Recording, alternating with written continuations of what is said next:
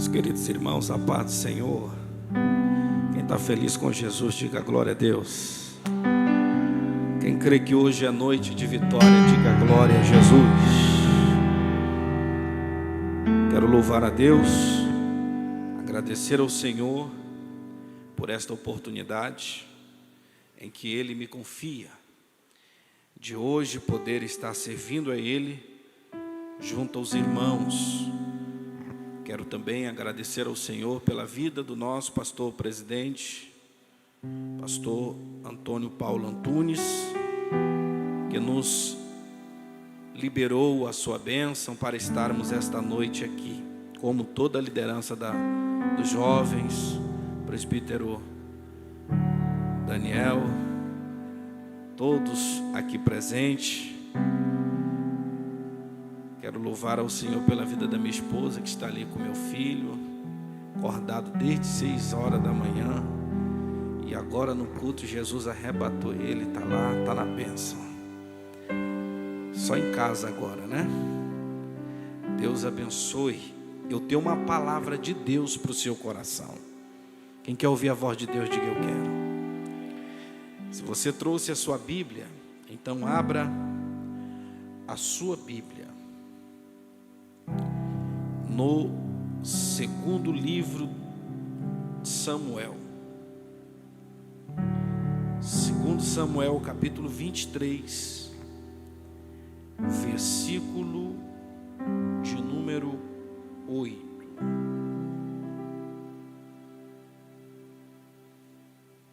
Segundo Samuel, capítulo 23, você que está em casa, me acompanhando agora pelas redes sociais, pegue sua Bíblia também, folheie sua Bíblia, encontre comigo 2 Samuel capítulo 23, a partir do versículo de número 8.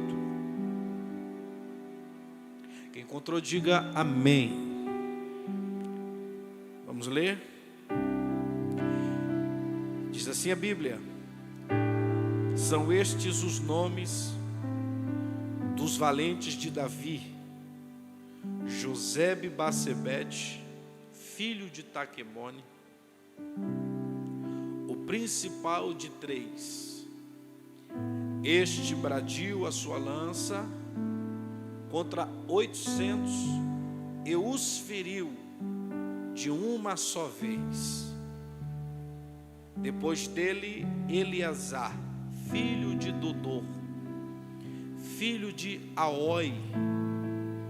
Entre os 3 valentes que estavam com Davi, quando desafiaram os filisteus ali reunidos para a peleja, quando já se havia retirado os filhos de Israel, ele se levantou e feriu os filisteus até lhe cansar a mão e ficar com as suas mãos grudada à sua espada. Naquele dia, o Senhor efetuou grande livramento, e o povo voltou para onde Eleazar estava, somente para tomar os despojos. No versículo 11, depois dele, Samar, filho de Agé, o Ararita. Quando os filisteus se ajuntaram em Lei, onde havia um pedacinho de terra cheio de lentilhas, e o povo fugia diante dos filisteus, pôs-se Samar no meio daquele terreno e o defendeu, e feriu os filisteus, e o Senhor efetuou grande livramento. E você diga amém. Se assente, tome seu assento. Nós lemos sobre 3 personagens. O título, na epígrafe do seu texto, os chama de Os Valentes de Davi. Mas eu quero aqui citar somente esses 3 personagens. Iremos pegar algumas lições importantes da vida desses homens e vamos aplicar em nossos dias, aplicar em nossa vida. Davi era um grande rei. Isso não nos resta dúvidas de que ungido Davi foi por Deus. Davi fez grandes coisas pela unção que Deus havia confiado, pela sua chamada, pelo seu ministério. Deus honrou muito a Davi. Mas Davi não seria tão grande se Deus não colocasse as pessoas certas do seu lado. Porque ninguém, absolutamente ninguém é tão bom que ele não precise de alguém. As pessoas, elas só chegam em determinados locais através de outras pessoas. E Deus, ele estabelece certos princípios, e um dos princípios que Deus estabelece é o princípio da obediência. Porque pela obediência vem a bênção. Se o homem é obediente a uma autoridade, a alguém constituído por Deus, certamente ele receberá louvor daquela autoridade. E por que eu falo disso? Para chegar num simples ponto, que Davi jamais poderia ter sido quem ele foi, se Deus não tivesse colocado as pessoas que ele colocou ao seu lado. Davi era ungido? Era. Tinha chamada? Tinha. Tinha potencial? Tinha. Tinha algo de Deus na vida? Tinha. Mas Davi não iria conquistar o território de Israel sozinho. A unção de Deus vem para capacitar o homem. Mas as alianças, as amizades, vêm para fazer com que o homem chegue ao projeto de Deus. Deus colocou ao lado de Davi as pessoas certas. Mas antes desse contexto que nós lemos do capítulo 23 aqui, em 2 Samuel, é preciso nós lembrar quem eram esses homens. Aqui eles são chamados de valentes, mas logo lá em 1 Samuel, eles não são chamados de valentes, eles são chamados de oprimidos de espírito, endividados, homens amargurados de alma, que conheceram Davi dentro de uma caverna. Olha onde Davi conheceu esses valentes. Quem olhava para aqueles homens na situação que eles estavam, jamais poderiam deduzir que eles seriam alguém valioso para o ministério deles. Davi estava fugindo de uma situação, se abriga numa caverna chamada Adulão, e soldados começam a divulgar que Davi estava na caverna. Então cai no ouvido de todo mundo que Davi estava lá. E quem vai ao encontro de Davi? A Bíblia fala que homens oprimidos, homens endividados, todos vão para lá. Davi poderia olhar para aqueles homens daquele momento e dizer: vocês não têm nada para me oferecer, sim ou não? Sim. Os homens que estão indo ao encontro de Davi aparentemente não têm nada para oferecer. Mas Davi conhecia o Deus que ele servia. Davi sabia que Deus era capaz de mudar a história do homem. Davi poderia os desprezá-lo, os mandar embora e dizer: não, eu não posso ajudar vocês porque eu também estou numa situação difícil. E olha que momento que Davi conhece esses homens. Talvez em um dos momentos mais tristes da vida dele, em que ele tem que fugir para sobreviver. No momento de maior dificuldade, no momento de maior problema, é que aparecem as pessoas mais miseráveis para Davi ajudar.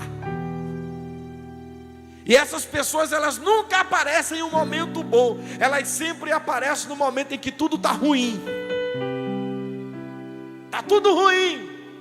Mas começa a vir de um lado e de outro pessoas pedindo ajuda. E alguém não entende e diz assim: eu estou precisando de socorro, mas alguém está me procurando. É porque é nesse momento que você vai descobrir o potencial que existe em você. É nesse momento que você vai saber a força que existe dentro de você.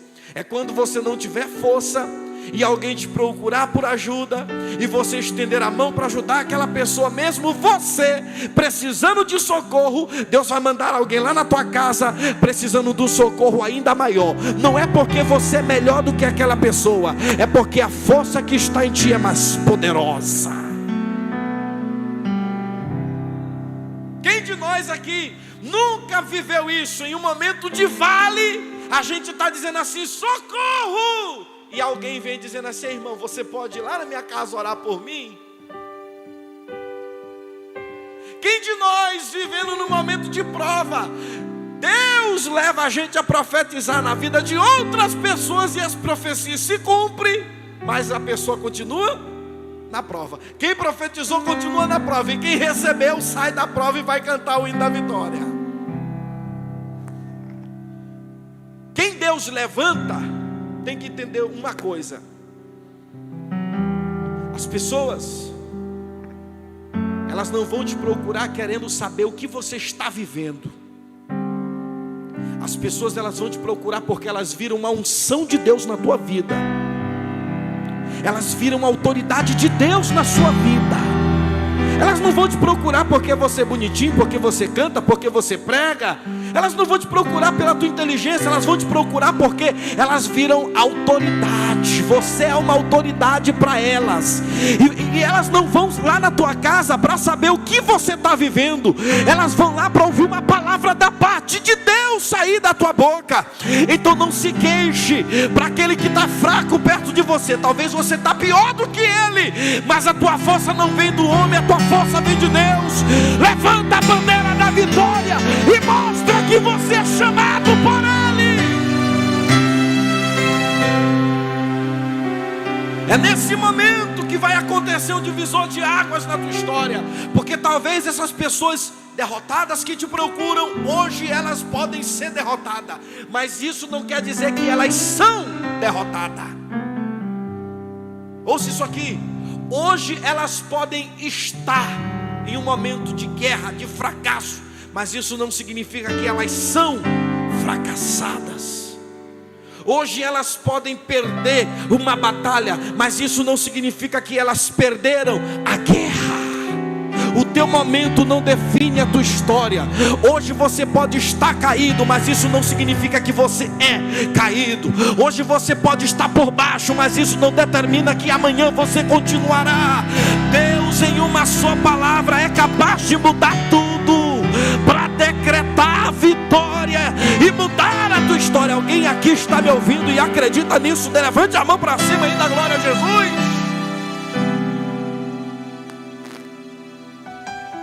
Procuraram Davi.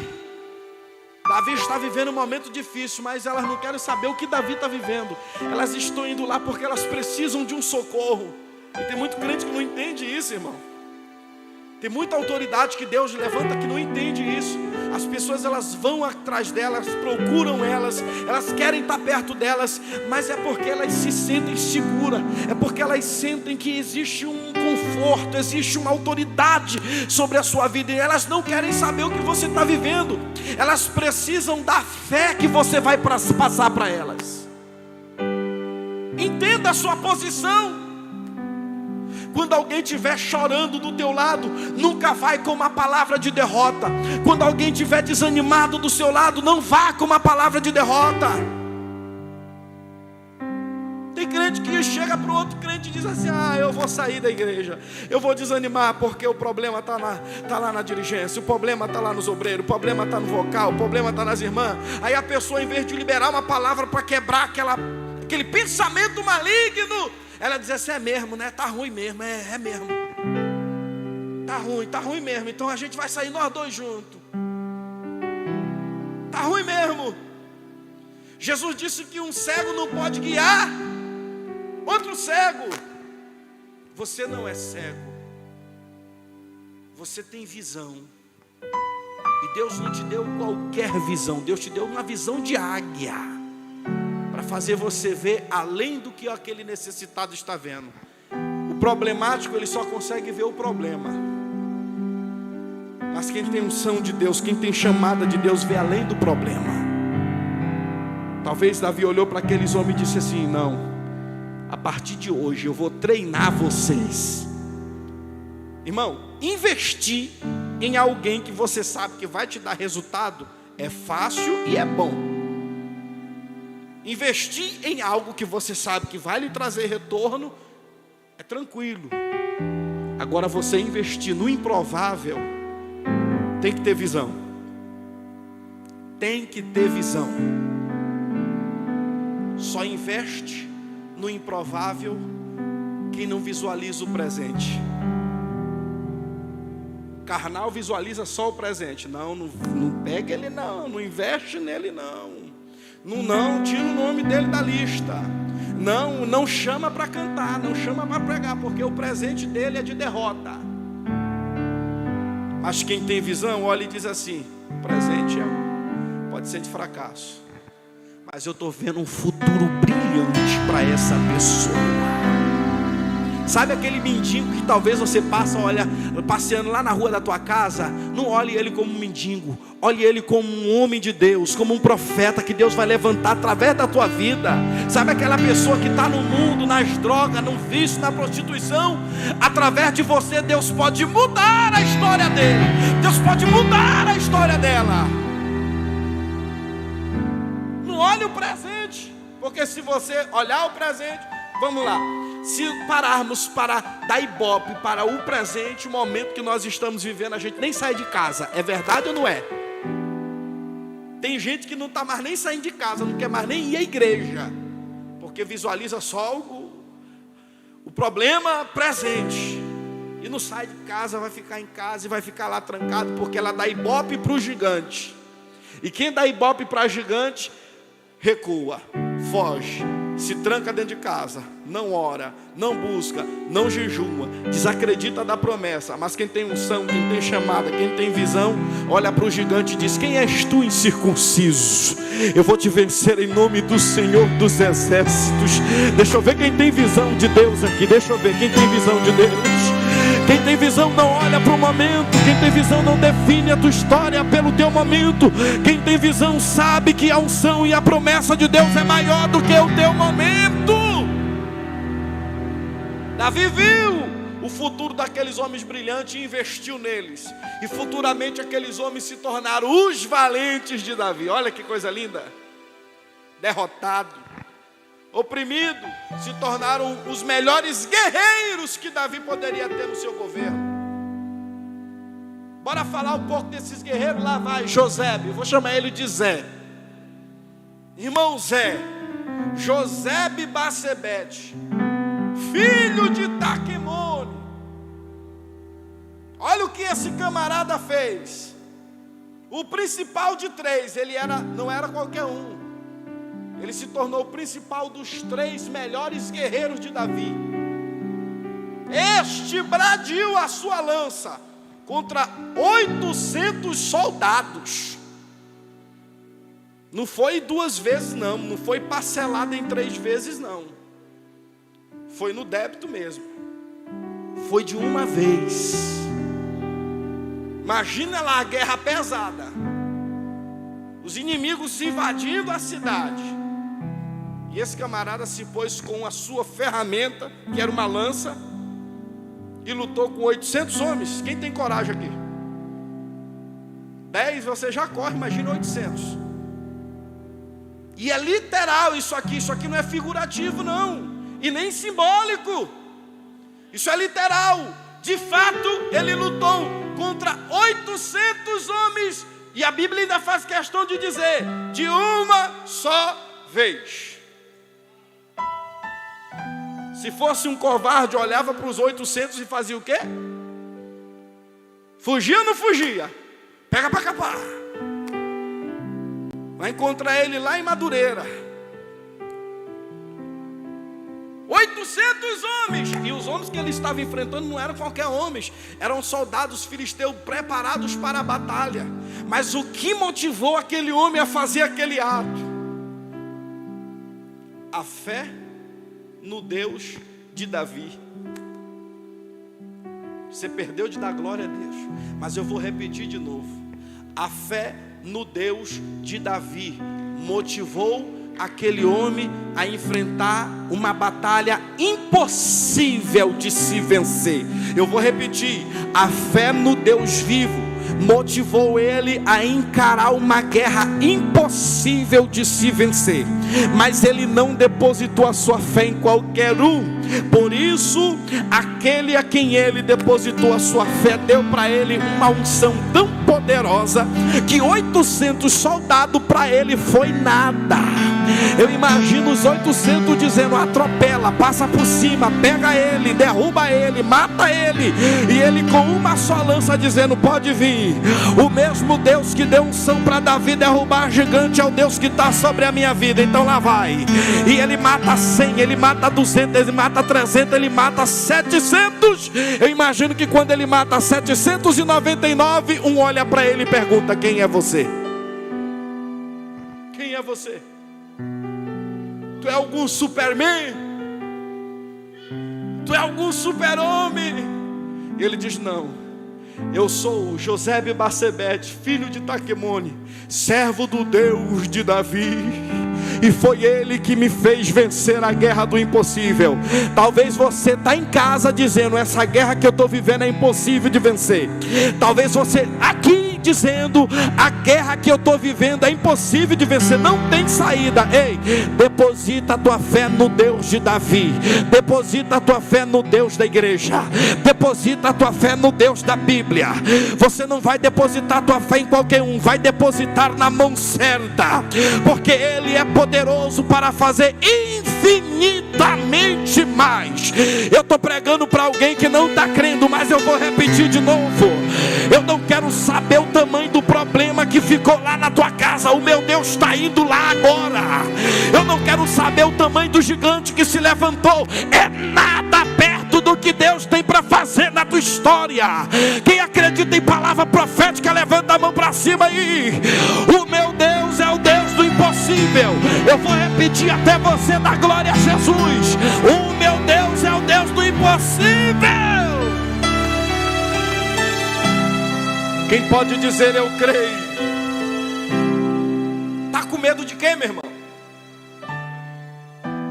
Está com medo dessa luta? Está com medo dessa prova? Está com medo do corona? Crente não tem que ter medo de corona. Temos que nos prevenir, tomar cuidado, mas temer não. Devemos temer aquele que mata a carne e joga a alma no inferno. É ele que tememos. Mas enfermidade é nada para Deus. Câncer é nada para Deus. Tumores é nada para Deus.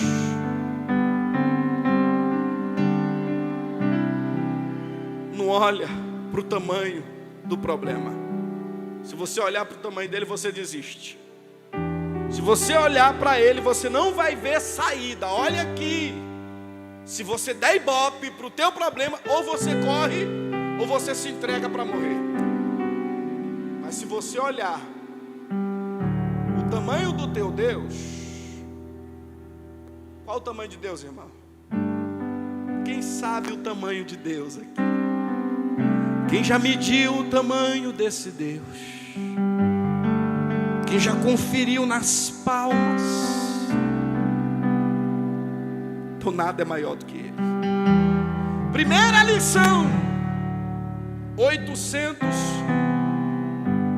para o carnal é uma guerra impossível de se vencer, mas 800 para o espiritual é nada. Não tem aquele louvor de Mara Lima? Uma pedra mata 1000, uma queixada mata 1000. Não tem? Uma capa abre o rio. Usa a ferramenta que Deus te deu na tua mão. Você não vai para a guerra com outra coisa, não. Josebe foi com a lança dele. Não precisa de outro negócio, não. Se é a lança que Deus te deu, então usa a lança. Se for o louvor que Deus te deu, então canta. Se foi a palavra que Deus te deu, então prega. Se foi para orar que Deus mandou, então ora. Vai para a guerra com o que você tem na mão. O que é que você tem na mão? O que é que você tem na mão? Primeira lição: não dá ibope para o gigante, para o problema. Segunda, para a gente correr para terminar. Depois desse camarada, se levanta Eleazar, filho de Dodô.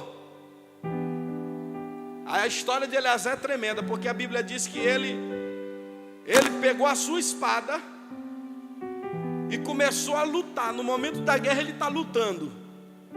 Aí a Bíblia diz que ele lutou tanto que ele cansou de lutar. Quando ele cansa de lutar, ele faz o que muita gente faz. Ele pega a espada dele e faz o quê? Vai jogar a espada fora. Estou cansado, não aguento mais tanta luta. Eu já ouvi muito isso. Eu não aguento mais tanta luta. Aí o que quer fazer? Largar a espada. Mas quando ele pega a espada dele, que ele vai largar, a Bíblia diz que a espada grudou na mão dele. Ele está tentando largar a espada, mas a espada está olhando para ele e está dizendo: eu não desgrudo de você não. Eu não te largo não. Oh meu Deus, tem gente em casa e tem gente aqui que veio dizendo: eu não aguento mais tanta luta. Quer saber? Eu vou entregar a minha espada. Eu vou entregar a minha chamada. Eu vou entregar o meu ministério. Aí Deus está dizendo: tente. Até quando você tentar entregar, você não vai conseguir, porque grudou na palma da tua mão, meu filho. O que Deus te deu já é teu. Não adianta. Para onde você for, a espada vai aparecer e alguém vai ver a diferença. Olha lá, ó. Olha lá, ó. Olha lá. Não tem como largar a chamada, não tem como largar o ministério, não tem como. Aí você está dizendo: eu não vou mais cantar. E Jesus está dizendo: eu vou te fazer cantar, mesmo você não querendo. Eu não vou mais à igreja. Jesus vai mandar o Espírito Santo lá, vai te encher, vai fazer você falar em línguas e vai te trazer, nem que seja arrastado. Mas a espada que Ele te deu na tua mão, você não pode largar, não pode.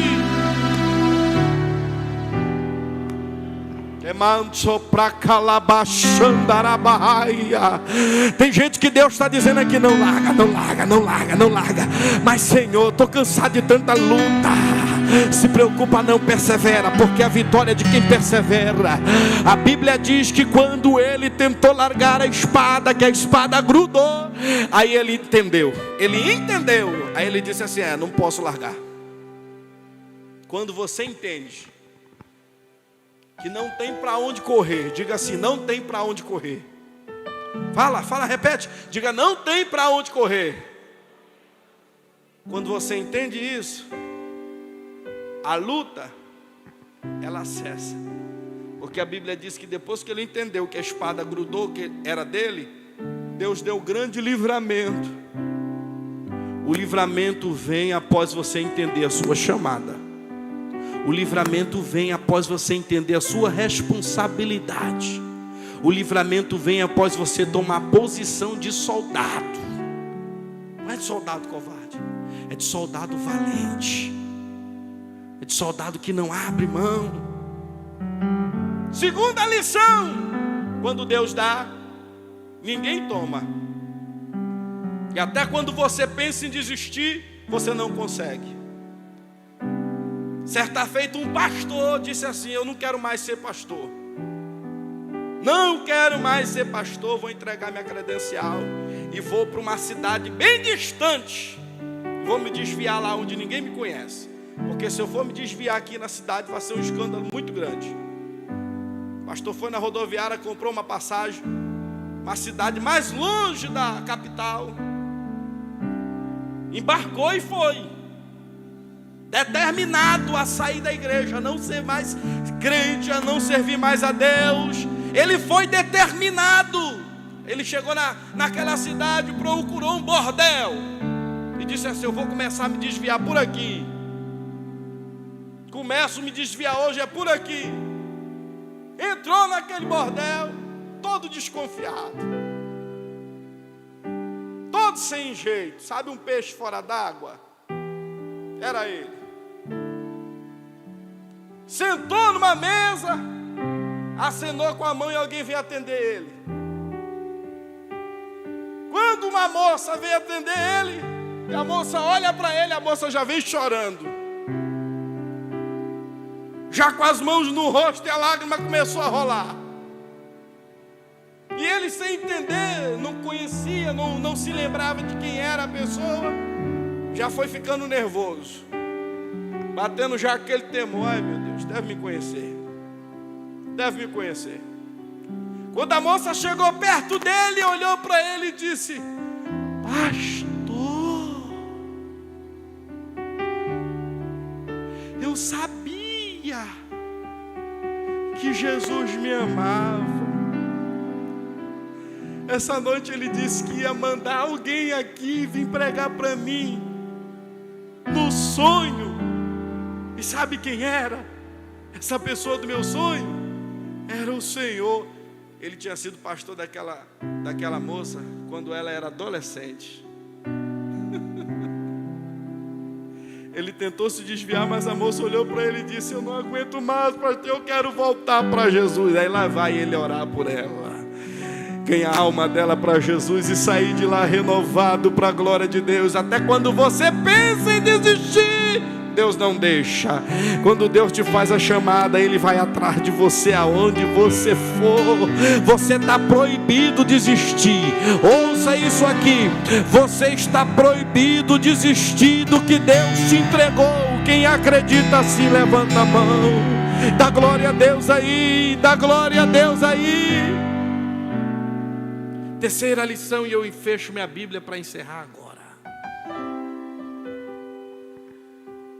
Depois dele veio Samar, filho de Agé, o Ararita.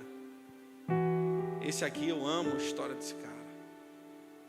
A Bíblia diz que ele se pôs a defender um pedacinho, diga comigo, pedacinho de terra.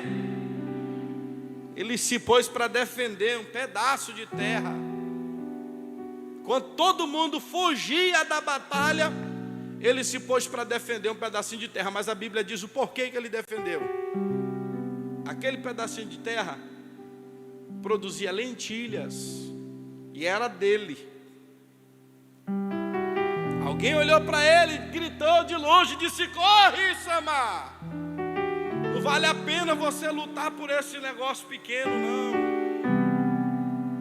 Corre, Samar, vai morrer por isso. Pequeno demais. Tu está valorizando coisa pequena, Samar. Tu vai acabar perdendo a sua vida por coisas pequenas.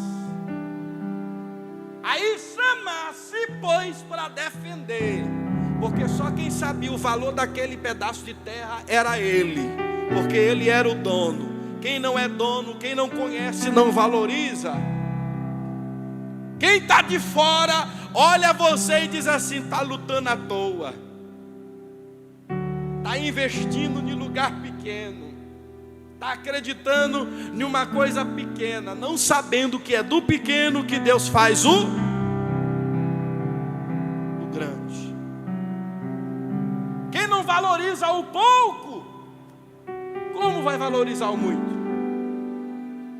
Quem não valoriza as pequenas coisas, como vai valorizar as grandes que Deus vai dar? Quando alguém manda você fugir do seu terreno porque acha que é pequeno demais, você olha para a pessoa e diz assim: é pequeno para você, mas para mim tem valor. E é desse pequeno terreno que sai a lentilha. Sabe por que os filisteus se colocaram em lei? A Bíblia diz que os filisteus se colocaram em lei. O que é uma lei? É uma ordem. Alguém deu uma ordem para pegar aquele pedaço de terra, sim ou não? Se foi em lei, então alguém deu um comando. Se aquele pedaço de terra não tem valor, por que alguém está dando comando para tomar?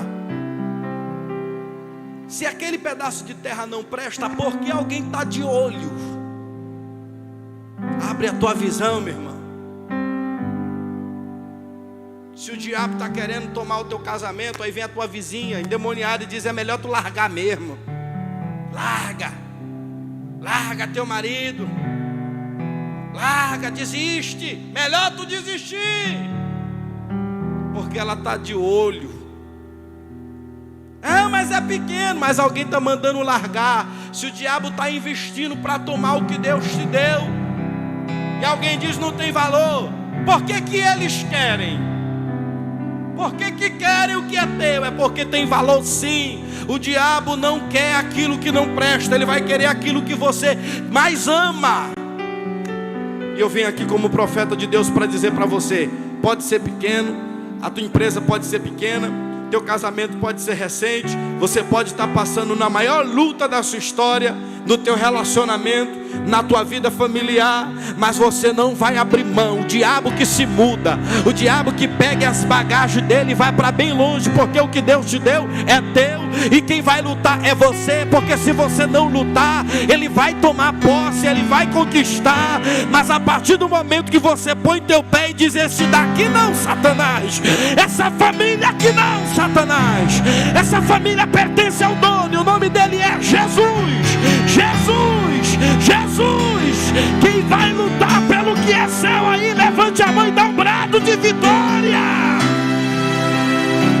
Se coloca de pé comigo em nome de Jesus. Se não tem valor, então por que o inimigo está investindo tanto? Tem valor sim. É teu, meu irmão. Essa família é tua. Esse casamento é teu. Os filhos são teus. A empresa é tua. Então quem tem que lutar é você. Quem tem que acreditar é você. Se você não acredita, quem vai acreditar? Se você não lutar, quem vai lutar por ti? Foi você que Deus escolheu para colocar onde você está. Foi você que Deus escolheu como instrumento dentro da tua casa. Foi você que Deus escolheu como uma ferramenta nas mãos dele. Foi você que Deus deu capacidade. Foi para você que Deus deu autoridade. Então você tem autoridade para repreender esse mal que se levantou. Você tem autoridade para dar ordem para o inimigo cair por terra. Quem quer usar autoridade comigo aqui? Quem quer? Quem quer usar autoridade, levanta a mão para cima. Procure a direção da sua casa agora. Procure. E aonde estiver a direção da tua casa, você vai levantar as tuas mãos.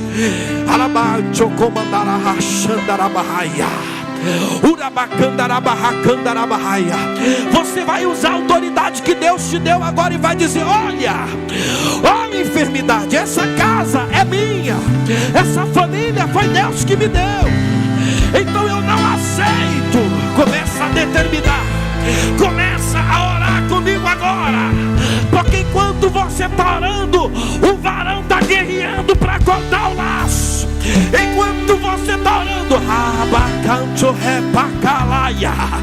quem quer autoridade para orar? Quem quer autoridade para orar? Começa a orar. Começa a orar pela tua casa. Ora pelo teu casamento, minha irmã. Ora pelo teu marido, minha irmã. Não desiste dele, não. Não desiste do teu filho, não. Quem vai ter que se mudar não é ele. Quem vai ter que se mudar é aquela pombagira. Quem vai ter que se mudar é aquele demônio que se levantou dizendo: eu vou tomar, eu vou derrubar, mas não vai, não vai, não vai, não vai, não vai, não vai. Oh meu Deus, aonde tiver uma mão levantada aqui nessa igreja, e aonde tiver alguém me ouvindo pelas redes sociais, que é YouTube, ou Facebook, Instagram, aonde estiver essa pessoa agora, toca nela, Espírito Santo, e dá autoridade para ela agora. Que caiam por terra todas as mazelas do diabo, que caiam por terra todas as ferramentas de Satanás e seus demônios. Hoje estão sendo dissipadas de Deus. Diga comigo: Senhor Jesus, eu tomo posse do meu milagre, em nome de Jesus. As palmas louvam o nome do Senhor. Que Deus abençoe. Muito obrigado por essa oportunidade. Aleluia, glória a Deus.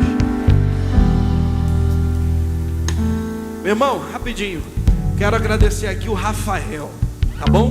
Ele foi lá na minha casa, eu sei que ele está em Brasília agora, numa viagem, mas eu quero louvar a Deus pela vida dele. Foi ele que me fez o convite, é um amigo nosso, está ali a esposa dele. Que Deus possa estar abençoando vocês, em nome de Jesus. Glória a Deus, aleluia. Que Deus continue abençoando a vida do evangelista Vitor. Glória a Deus. Queria chamar aqui na frente o presbítero Lucas, diácono Lucas, vai estar orando para o término do trabalho. Aleluia. Senhor Deus, muito obrigado, Senhor, por esse momento que estivemos aqui na tua casa, te adorando, te louvando, celebrando com os irmãos, adorando a tua face e buscando mais de ti, ó Deus. Leva-nos em paz para nossas casas com o nosso milagre. Tomamos posse do milagre esta noite. Que esses jovens possam chegar em suas casas e profetizar sobre a dispensa, sobre as famílias, sobre o pai, sobre a mãe, aquele que está perdido, aquele que está enfermo, e que possamos levar a tua bênção para nossos lares, ó Deus. Fique conosco, é isso que eu te peço e te agradeço em nome de Jesus. Amém. Glória a Deus, aleluia. Antes de terminar, meus irmãos, queria dar um anúncio aqui rapidinho. Sábado, 18h30, tem uma programação das crianças, a de Banquites, às 18h30.